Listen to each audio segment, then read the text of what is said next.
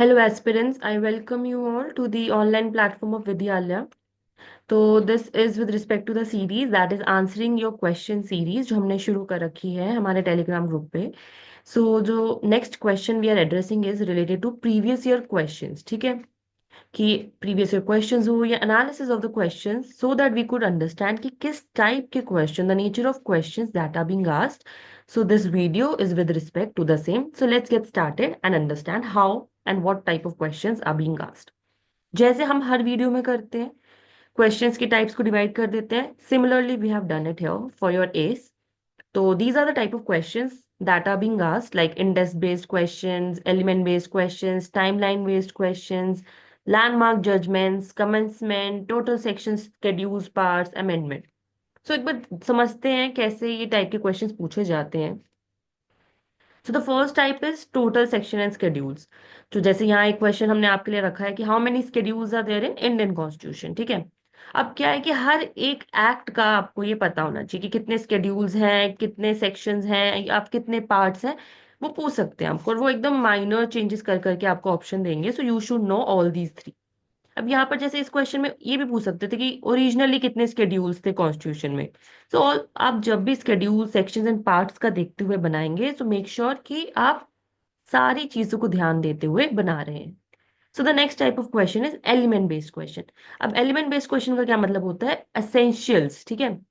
अब essentials generally किस में ज्यादा जरूरी होते हैं? क्रिमिनल लॉज में होता है, कॉन्ट्रैक्ट में भी कह सकते हैं. सो इन दोनों को आप थोड़ा एसेंशियल्स के हिसाब से पढ़ेंगे कि क्या जरूरी है, उसमें क्या एलिमेंट्स हैं.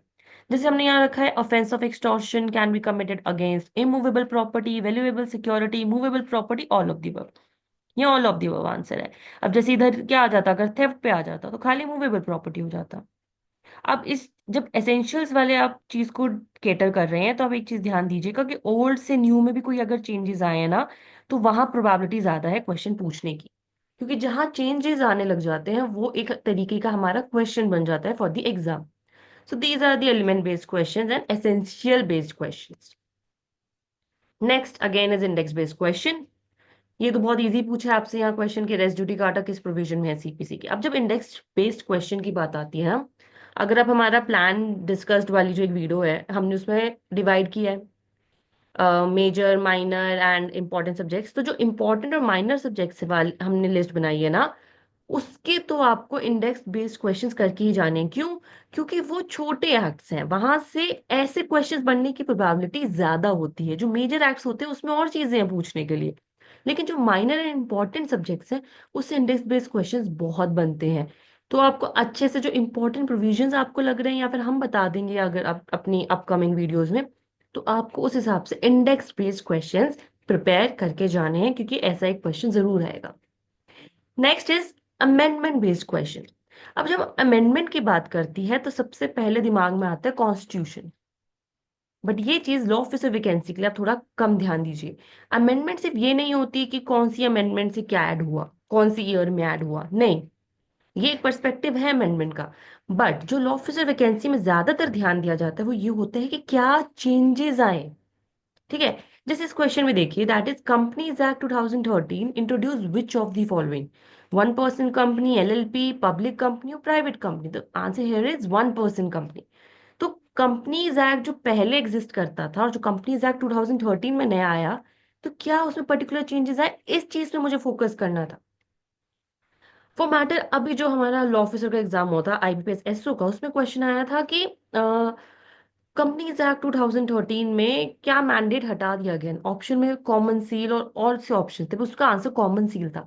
तो किसी ने अगर पढ़ रखा होगा कि मैंडेट कॉमन सील का कंपनीज एक्ट 2013 से हटा है, then only you would be able to answer this question. So this is the amendment we are talking about. ठीक है. Is not just limited to constitution, उसके ईयर, उसका number नहीं.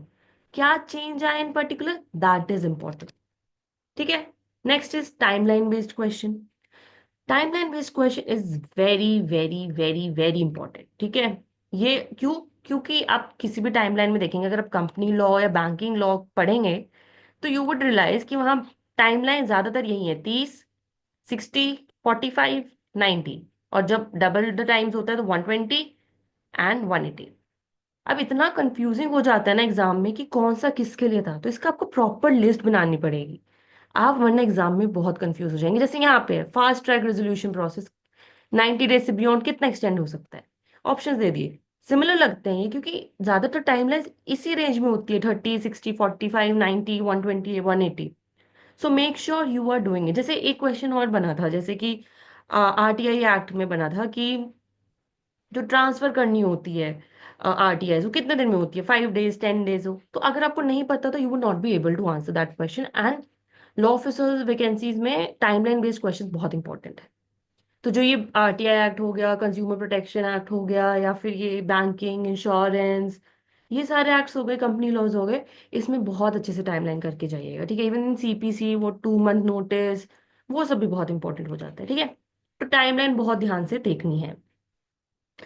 Again commencement and enactment दोनों बहुत जरूरी है, और यहाँ ध्यान देना है। जैसे RBI act was enacted on, यहाँ इनैक्ट लिखा है या कमेंस लिखा है, ये देखना है। यहाँ ईयर देखना है, खाली ये नहीं कि 1 अप्रैल देखा टिक मार, नहीं, 35 है, 34 है, क्या है। तो ये जब चीजें आपको देखनी है, हर एक की आपको कमेंसमेंट एंड इनैक्टमेंट तो करनी ही करनी है, ठीक है। अब जो एक और टाइप बचा था, दैट इज लैंडमार्क जजमेंट। उसमें हमने क्वेश्चन नहीं बनाया because that is very common. But law of vacancies में इतना इजिली लैंडमार्क जजमेंट में क्वेश्चन देखा नहीं गया। लेकिन अगर हाँ करके जाना है, because it is an important type, तो कॉन्स्टिट्यूशन के तो बहुत अच्छे से करिए, क्योंकि यही है जो सबसे ज्यादा चेंजेस लाता है, और यही ज्यादातर लैंडमार्क जजमेंट्स आती हैं। तो these are the type of questions. आप अच्छे से देखिए, और इसी हिसाब से आप अपने एक्ट को, जो भी आप पढ़ रहे हैं, इन्हीं चीज को दिमाग में रखते हुए पढ़ेगा कि हाँ यहाँ से क्वेश्चन बन जाएगा, यहाँ से इस टाइप का क्वेश्चन बन जाएगा, यहाँ से इस टाइप का क्वेश्चन बन जाएगा, ठीक है। So this is a Telegram group, you can join it, और you can simply search on Telegram इधर विधियालय और let's prepare together for law. यहाँ हम डेली लॉ ऑफिसर वैकेंसीज भी डालते हैं, जो भी आती हैं latest, and we post questions also. So we hope you are preparing well, and all the very best aspirants. Thank you so much.